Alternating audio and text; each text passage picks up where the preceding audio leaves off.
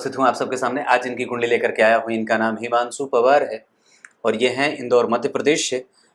2002 सुबह 10 बजे से लेकर 11 बजे के बीच में उपस्थित हूँ आप सबके सामने। आज इनकी कुंडली लेकर के आया हूँ। इनका नाम हिमांशु पवार है और इंदौर मध्य प्रदेश के ये हैं। 2002 इनका डेट ऑफ बर्थ है। और सबसे पहले मैं आपको इनके सवाल थोड़े से हैं जो करियर के बारे में इन्होंने पूछा है कि मुझे किस क्षेत्र की तरफ जाना चाहिए।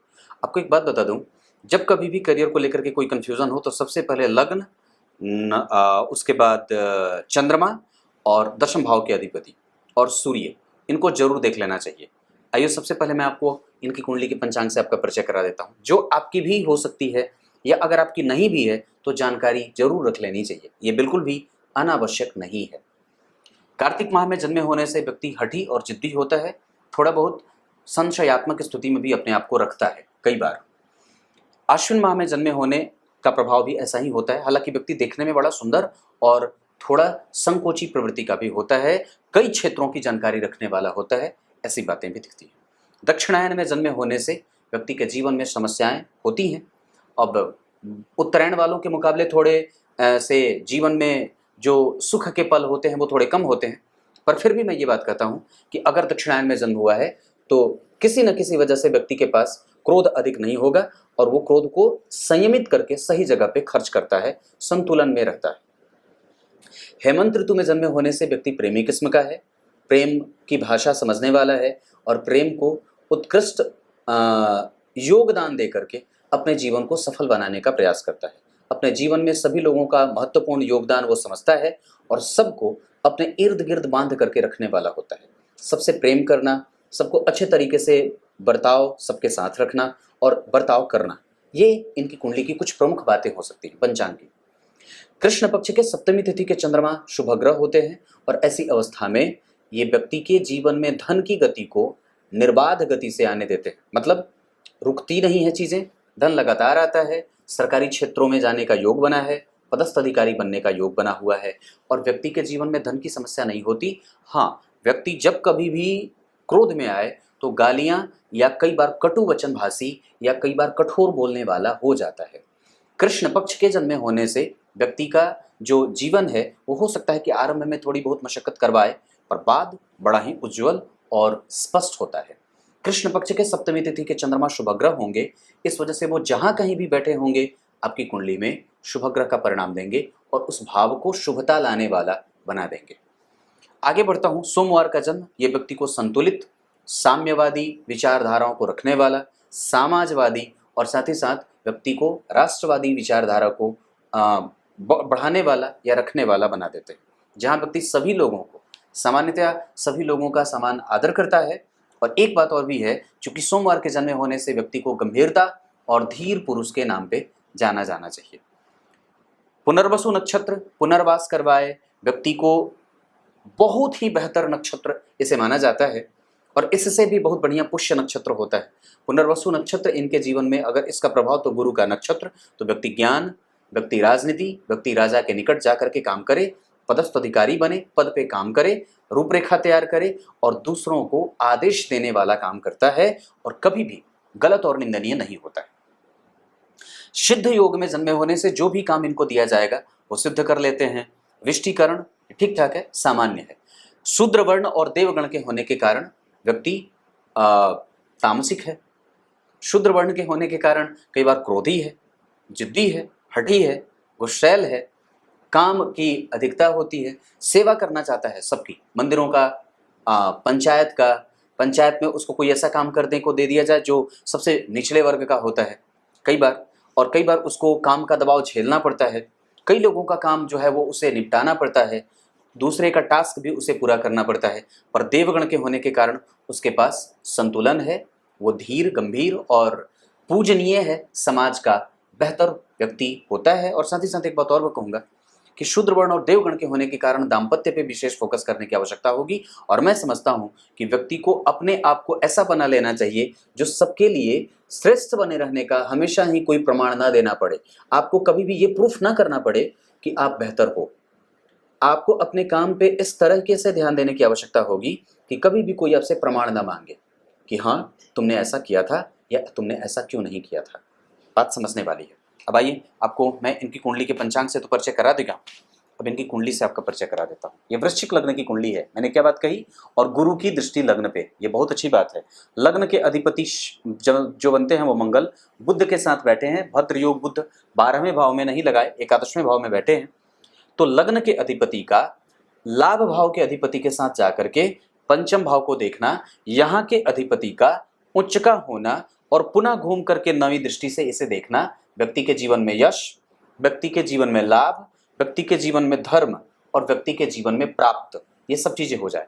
पर गुरु यहाँ भाव के कमजोर होने का परिणाम भी देंगे, क्योंकि भाग्य भाव के अधिपति अष्टम में बैठे हैं, शनि के साथ विष दोष का संबंध बन नहीं रहा है, बहुत कमजोर, मतलब वहां पे विष दोष की स्थिति नहीं है, और वहां पे शनि जो है वो वक्री हो गए हैं 4 डिग्री के, उनका कुछ परिणाम जो होगा वो अपने से पिछले भाव का यानी कि यहाँ का भी होगा।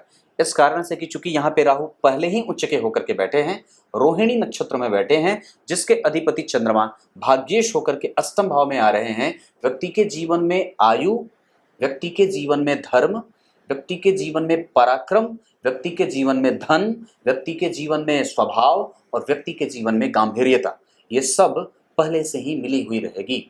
व्यक्ति के जीवन का जो जीवन का अगला जन्म जिसे बोलते हैं वो बड़ा ही बेहतर और सुदृढ़ होने वाला है। मैं समझता हूँ कि व्यक्ति का पिछला जीवन भी बड़ा ही अच्छा रहा था। हाँ, ये कुंडली किस मामले में कमजोर हो रही है?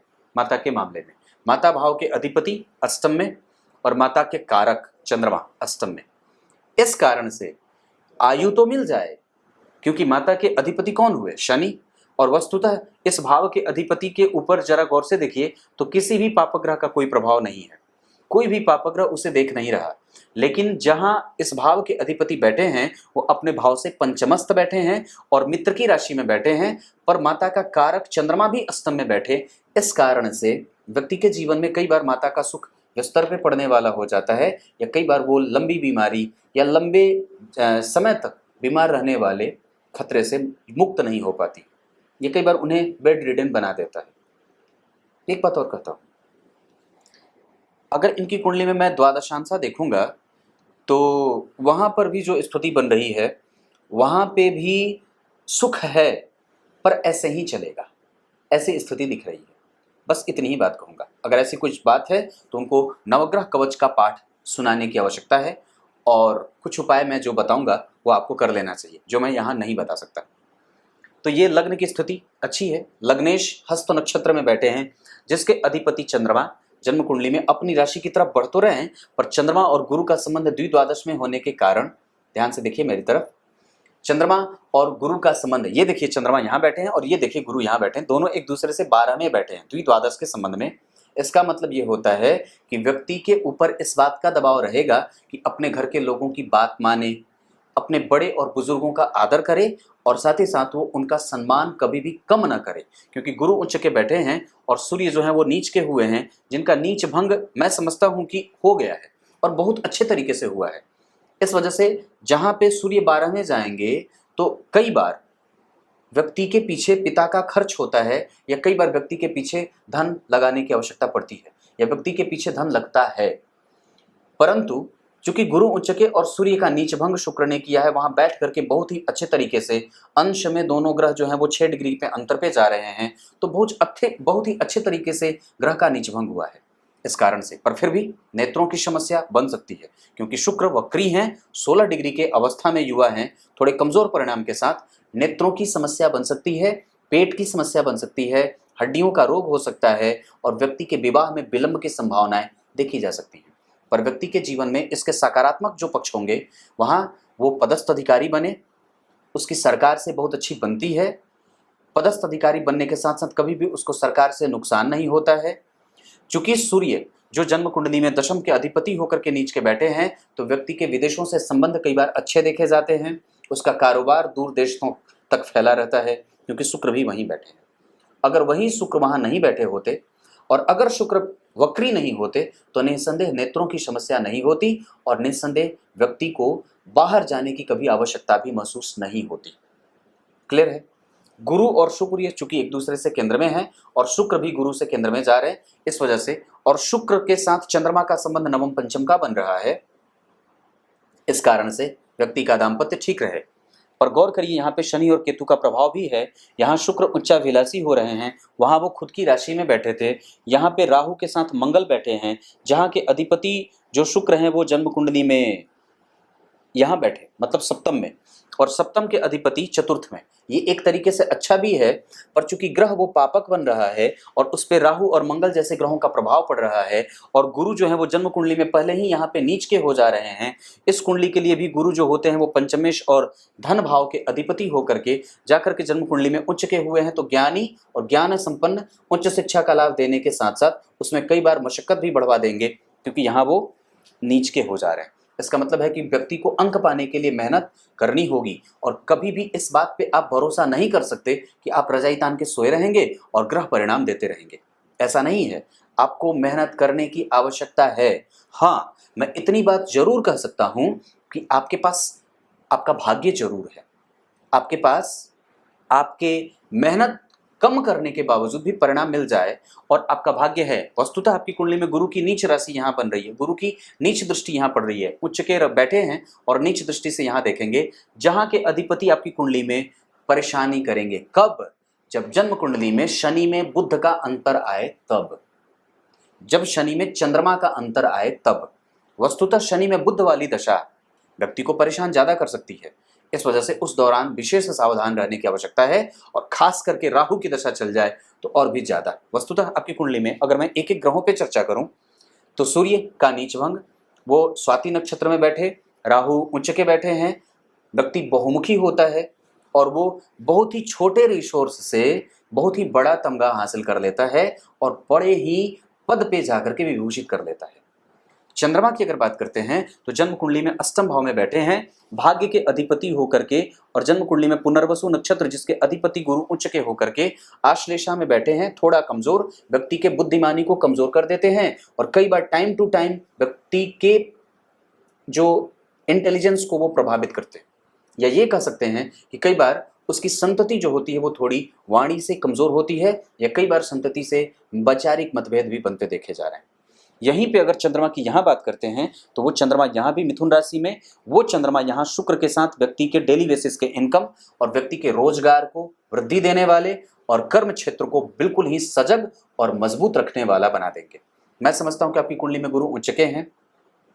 शनि और चंद्रमा का संबंध जन्म कुंडली के अष्टम भाव से है, और अष्टम भाव के अधिपति बुध स्वग्रही हैं, मंगल के साथ बैठे हैं। पढ़ने पढ़ाने का, रिसर्च और उच्च शिक्षा का योग आपकी कुंडली में अच्छा है। आपको क्लरिकल जॉब भी आसानी से मिल सकती है, क्योंकि दशम स्थान के अधिपति सूर्य जो हैं वो आपको कई बार ऐसे सेक्टर में भी ले जा रहे हैं जहां पेट्रोल का काम किया जाता हो, जमीन से कुछ निकालने और गैस इंडस्ट्री में भी काम करने वाला बना देते हो, पेपर प्रिंटिंग का काम भी करने वाला बना देते हो। ऐसी चीजें जहां पेंट का काम होता हो, केमिकल से संबंधित क्षेत्रों में भी आप केमिकल इंजीनियरिंग या ऑटोमोबाइल सेक्टर में भी काम कर सकते हैं। ये सारे क्षेत्र भी आपकी कुंडली में बनते हैं। इतनी सारी चीजें मैंने यहाँ बताई। चंद्रमा के बारे में अगर बात करी तो चंद्रमा से मंगल चतुर्थस्थ, ये बहुत अच्छा। जो व्यक्ति को चंद्रमा की दशा में अगर मंगल की दशा है तो चंद्रमा कौन है इस कुंडली के लिए? भाग्येश, सबसे महत्वपूर्ण कारक ग्रह, और दूसरे नंबर पे सूर्य, तीसरे नंबर पे इस कुंडली के लिए महत्वपूर्ण ग्रह होंगे देवगुरु बृहस्पति। स्वयं इस कुंडली के लिए मंगल भी अच्छे होंगे। जन्म कुंडली के षष्ठेश और लग्नेश होने के बावजूद भी अगर लाभ में लाभेश के साथ बैठे हैं तो इसे अच्छा माना जाएगा, और व्यक्ति जो भी प्राप्त करना चाहता है जीवन में, जो भी वो अपने पराक्रम के बल पे अपने यश को प्राप्त करना चाहता है, तो निसंदेह उसमें बुध और मंगल दोनों का प्रभाव। व्यक्ति क्रिएटिव क्षेत्र में भी जा सकता है, कला क्षेत्र में भी उसकी संगति अच्छी बनेगी। जहां सूर्य अगर नीच के नहीं होते तो ये बात और भी ज्यादा मजबूती से परखी जा सकती थी, जिसकी की स्थिति बन रही है। तो ये बात यहाँ तक। यहाँ मैं एक बात और, प्लास्टिक के क्षेत्र से भी व्यक्ति जुड़ करके काम कर सकता है। बच्चों के खिलौने और बच्चों के संबंध में जितनी भी कंपनियां जो बेबी प्रोडक्ट बनाती हैं, आप उससे भी जुड़ करके अपना काम कर सकते हैं। आप दरअसल कोई भी काम कर सकते हैं, कोई भी काम कर सकते हैं। ऐसा इसलिए क्योंकि दशम भाव के अधिपति का जो संबंध बन रहा है वो 12वें भाव से बन रहा है। आप अपने जन्म स्थान से दूर जाएं तो भी लाभ रहेगा। हालांकि गुरु वहां से केंद्र में जा रहे हैं, और चतुर्थ भाव के अधिपति अष्टम में, अष्टम भाव के अधिपति जो है वो जन्म कुंडली में लाभ में, थोड़े बहुत लाभ की कमजोरी, पर एक बार अचानक से कई बार व्यक्ति को धन बहुत ज्यादा मिल जाता है। ऐसा चंद्रमा और बुध की दशा में या शनि की दशा में ऐसी स्थितियां दिख रही हैं। ये क्लियर है? मंगल के बारे में चर्चा करूं तो मंगल जन्म कुंडली में बुध के साथ शिक्षकीय गुणों को रखने वाला, बुद्धि का मालिक और फुर्तीलापन, और साथ ही साथ व्यक्ति के धन को खर्च करने वाला, और धन के लिए कई बार आरंभ बड़ा मुश्किल से बीते। यहाँ के लिए मंगल का प्रभाव बहुत अच्छा रहे, यहाँ के लिए भी बहुत अच्छा रहे।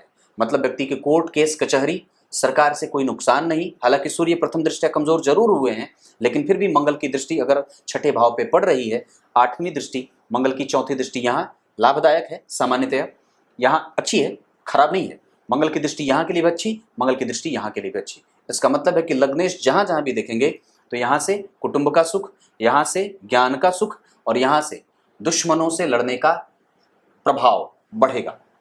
बुध कर अगर मंगल हस्त नक्षत्र में बैठे हों और चंद्रमा जन्म कुंडली में पुनर्वसु नक्षत्र में बैठे हों, जिसके अधिपति अगर त्रिकोण से संबंध बना लेते हैं गुरु, तो ये से अच्छी बात कही जाएगी।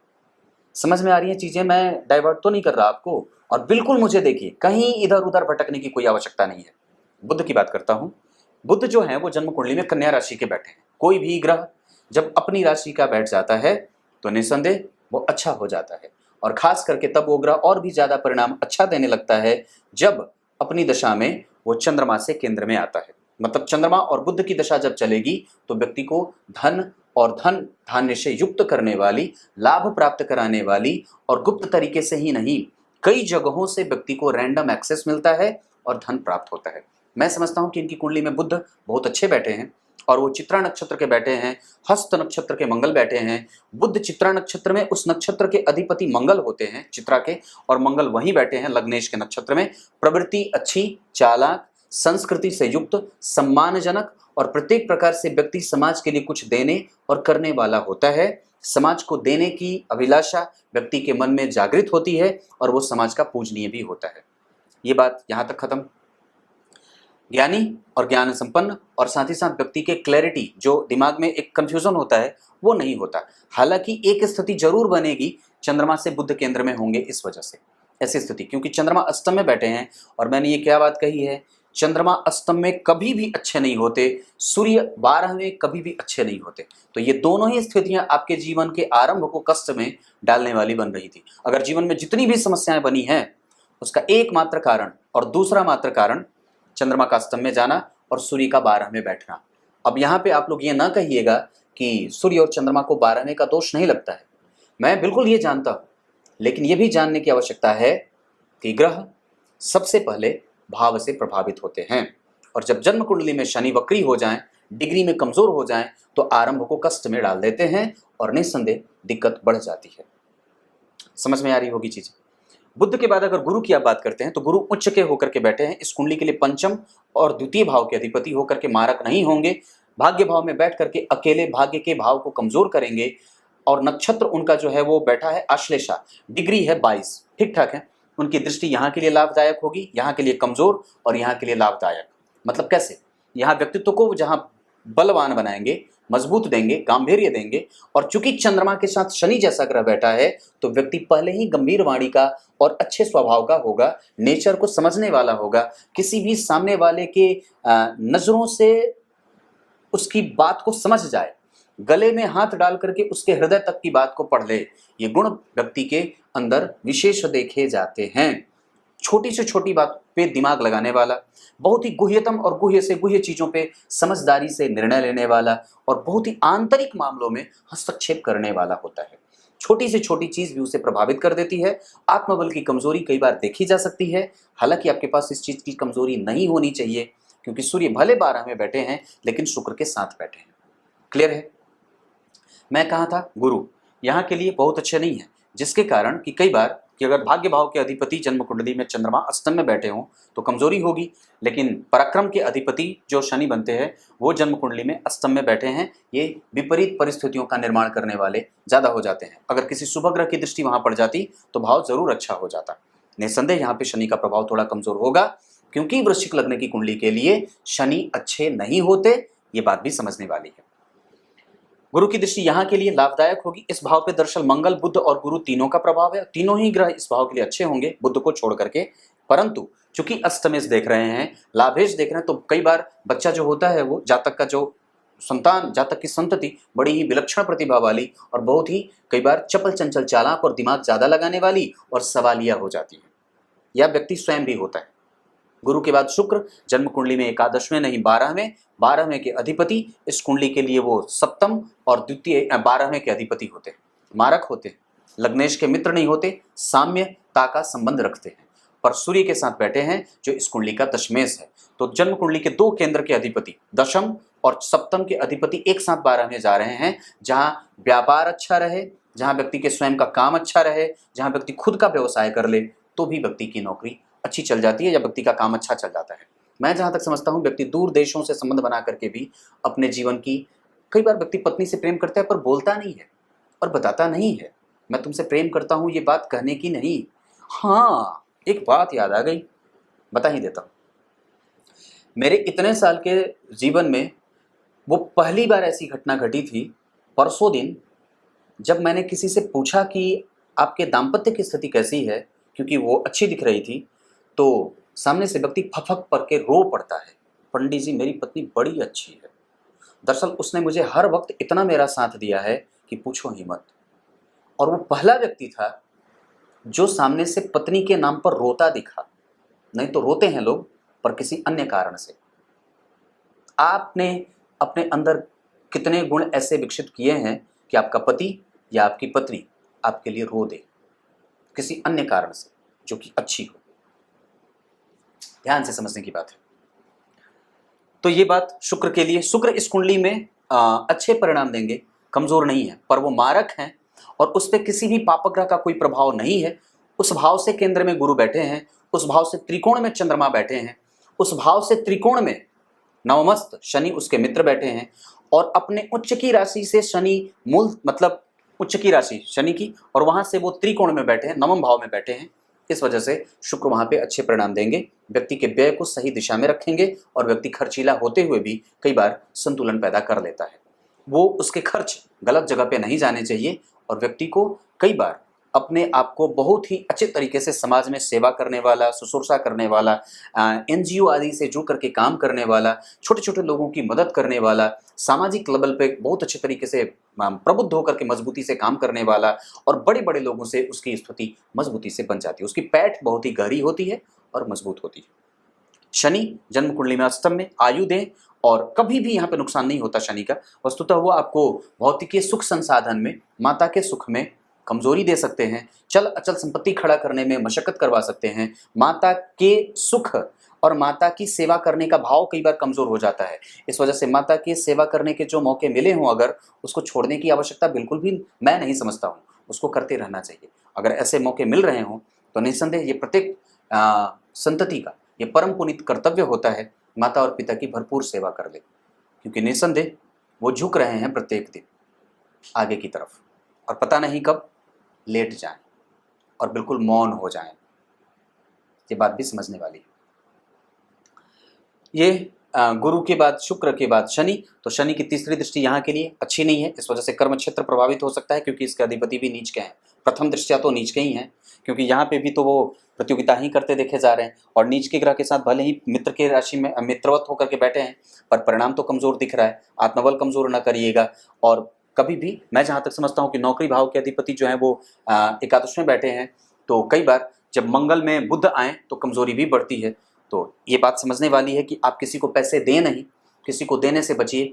दारिद्र दोष ये पैदा कर देता है। वस्तुतः आपकी कुंडली में धन भाव के अधिपति का लाभ में लग्न भाग्य में जाना अच्छा होगा, लग्न के अधिपति का लाभ में जाना धनवान योग बनाएगा, तृतीय के अधिपति का अष्टम में जाना कष्ट देता है, चतुर्थ के अधिपति का अष्टम में जाना कष्ट देता है, पंचम के अधिपति का नवम में जाना लाभदायक, भाग्य और यश की वृद्धि करने वाला, छठे भाव के अधिपति का लाभ एकादशवें में जाना अच्छा नहीं माना जाता, दारिद्र योग लगाता है, सप्तम के अधिपति का 12वें जाना ये दारिद्र दोष और पत्नी के साथ संबंधों को कमजोर करता है।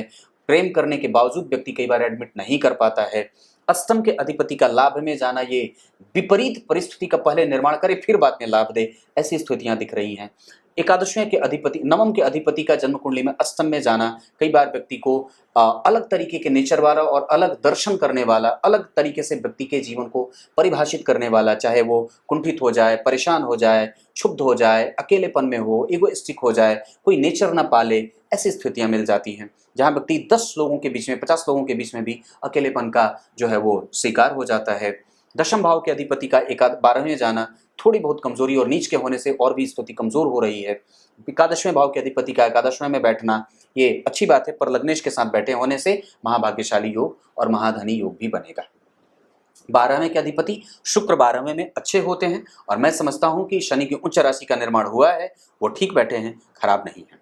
ये आपकी कुंडली में ग्रह स्थिति है। राहु रोहिणी नक्षत्र के, जिसके अधिपति चंद्रमा उसके निकट बैठे हैं और मैं समझता हूं कि वो शनि के साथ बैठे हैं तो व्यक्ति गंभीर बुद्धि का होगा, ससुराल से लाभ थोड़ा कम मिलता है।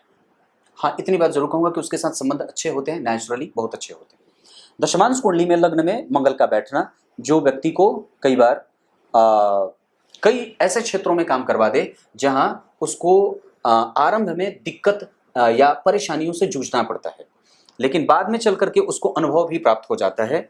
और मैं समझता हूं कि उसका कर्म क्षेत्र खराब नहीं है, क्योंकि यहाँ पे चंद्रमा और शुक्र बैठे हैं तो आप कोई भी अपना काम, शुक्र से संबंधित अपना काम, राहु से संबंधित अपना काम कोई भी उठा सकते हैं। ये दोनों चीजें आपकी कुंडली में बनती है। वस्तुतः ये जब भी करना होगा तो एक बार किसी ज्योतिषी से जरूर ही संपर्क कर लेना चाहिए। आपकी कुंडली में अगर मैं जो देख रहा हूं उसके आधार पर सबसे ज्यादा जिस चीज को बल देने की आवश्यकता है वो चंद्रमा को है और दूसरे नंबर पे सूर्य को है। ये दोनों ही ग्रह आपकी कुंडली में थोड़े थोड़े कमजोर हो रहे हैं, जिसके कारण इस कुंडली को कमजोरी मिल रही है। और इन्हीं दोनों, मैं आपको चिकनी चिकनी बातों में उलझा नहीं सकता, पर हाँ ये बात सत्य है कि आपकी कुंडली में अकेले गुरु, सूर्य का नीच होना और छठे भाव के अधिपति का एकादशवें में जाना, चंद्रमा और शनि का अष्टम में बैठना थोड़े से कमजोरीपन के एहसास को दिखा रहे हैं। और केंद्र में कोई भी ग्रह नहीं, इस वजह से मशक्कत और जीवन का आरंभ कमजोर हो जाता है। हम अगर अपनी कुंडली को समझ लेते हैं, हमारी आधी समस्या यूं ही खत्म हो जाती है। आपकी कुंडली में राहु और केतु, अगर राहु और केतु की बात अगर करते हैं तो जो डिग्री बैठी है उनकी, वो अवस्था में अच्छे बैठे हैं इस वजह से, और केंद्र में बैठे हैं, उच्च के बैठे हैं, इसके अधिपति स्वग्रही हैं और मैं समझता हूं कि इनके ऊपर से किसी भी ग्रह का कोई प्रभाव नहीं है। इस भाव से चतुर्थस्थ कोई ग्रह नहीं और इस पे किसी भी ग्रह का कोई परिणाम नहीं है। इस वजह से वो अच्छे होने के बावजूद भी थोड़े बहुत कमजोरीपन का एहसास जरूर कराएंगे। बस उस दौरान आपको अपने बुद्धि पे, अपने पराक्रम को सही दिशा में लगाने की आवश्यकता होगी और मैं समझता हूं कि उस दौरान आपको कुछ लाभ के संकेत भी मिलेंगे। अभी आपकी कुंडली में जो दशा चल रही है वो शनि की चल रही है, इसका मतलब आपने गुरु को झेला है और राहु को झेला है। हालांकि ये भी नहीं झेला अगर, तो शनि की दशा चल रही है जो कि इस कुंडली के लिए थोड़े अच्छे नहीं होते, जिस वजह से विपरीत परिस्थिति का निर्माण होता है। कई बार चीजें जो आप करना चाहते हैं वो उसके निकट से आकर के आप छूट जाते हैं या हाथ से फिसल जाती हैं चीजें, और कर्म क्षेत्र प्रभावित होता है, धन क्षेत्र प्रभावित होता है, क्योंकि यहाँ के अधिपति उच्च के तो हैं पर शनि की दृष्टि के कारण जो कि इस कुंडली में मेहनत करवाने वाले हो जाते हैं, धन कमाने के लिए मशक्कत बढ़ जाती है और कई बार समस्याएं बढ़ जाती हैं। चौथी दृष्टि जो 10वीं दृष्टि पड़ेगी, यहाँ भी अच्छी नहीं है, यहाँ भी अच्छी नहीं है, यहाँ भी अच्छी नहीं है, तो शनि की तीनों ही दृष्टियां आपकी कुंडली के लिए अनुकूल नहीं हो रही हैं। इस वजह से बजरंग बली के हनुमान चालीसा का पाठ प्रत्येक दिन कर लेना चाहिए, अब चाहे जैसे भी हो। उसके बाद मैं एक मंत्र भेजूंगा, जिस मंत्र का जप और अगर हो सके तो एक लाजवर्त आपको धारण कर लेना चाहिए। कुछ इसी तरीके से आज के कार्यक्रम का समापन करते हैं, तब तक के लिए इजाजत दीजिए। अब क्या बताऊं, कुछ अच्छी चीजें बता देता हूं। आपकी कुंडली के लिए 6 तारीख अच्छी रहे, मतलब 6 अंक अच्छा रहे, 6, 24 और 15। और उसके बाद कर्क राशि, मीन राशि अच्छी रहे, दिन मंगलवार का अच्छा रहे, रविवार का अच्छा रहे। आपकी कुंडली के हिसाब से लाल रंग अच्छा होना चाहिए। उसके बाद गेरुआ रंग अच्छा रहे, ये 2 चीजें। भगवा रंग अच्छा रहे। इसके अतिरिक्त अगर आपकी कुंडली में मैं बात बताऊं तो लग्न अनुराधा का बना है, इस वजह से आपको अनुराधा नक्षत्र आपके लिए श्रेष्ठतम रहे। पुनर्वसु अच्छा रहे। आपकी कुंडली में पुनर्वसु में दान वगैरह मत करिएगा, पुनर्वसु में दवाइयां मत खाइएगा। पर पुष्य नक्षत्र आपकी कुंडली के लिए धनिष्ठा अच्छा रहे, शतभिखा अच्छा रहे, उसके बाद अनुराधा अच्छा रहे, पुष्य अच्छा रहे, श्रवण अच्छा रहे, उसके अतिरिक्त आपकी कुंडली में रोहिणी अच्छा रहे, मृगशिरा अच्छा रहे। ये कुछ नक्षत्र आपके लिए कोई भी काम करने के लिए अच्छे हैं। धन कमाने के लिए अगर कभी भी जाना हो तो आपकी कुंडली के आधार पर उत्तर दिशा बहुत ज़्यादा अच्छी बनेगी। विवाह करने के लिए तुला राशि की जातिकाएं, मिथुन राशि की जातिकाएं, कर्क राशि और मीन राशि की जातिकाएं अच्छी रहेंगी। दिशा के आधार पर पूर्व दिशा विवाह के लिए अच्छा साबित हो सकता है। दाम्पत्य में विवाह से पहले कुंडली मिलाने की आवश्यकता जरूर है, क्योंकि शनि मंगल राहु केतु का प्रभाव ठीक नहीं है। कुछ इसी तरीके से आज के कार्यक्रम का समापन करते हैं। तब तक के लिए इजाजत दीजिए। शाम का कार्यक्रम जरूर देख लीजिएगा और इंस्टाग्राम पे NAKULPARASHARA और साथ ही साथ एप्लीकेशन प्ले स्टोर पे ज्योतिष ही लक्ष्य के नाम से मिल जाएगा। JYOTISHHILAKSHYA। तब तक के लिए बहुत बहुत नमस्कार।